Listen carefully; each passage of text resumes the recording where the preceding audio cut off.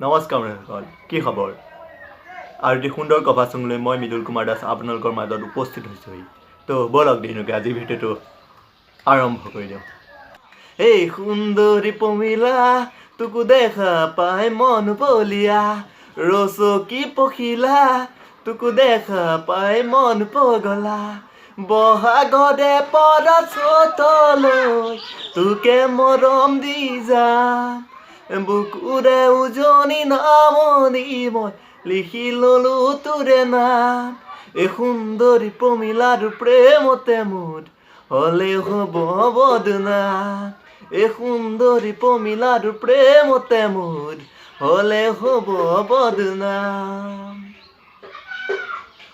চিন কাঠৰে থোৰা লগাই নলবি তই বিপদ চপাই, বহুদিনত চিনাকি মই কলিজাতে লসুমাই।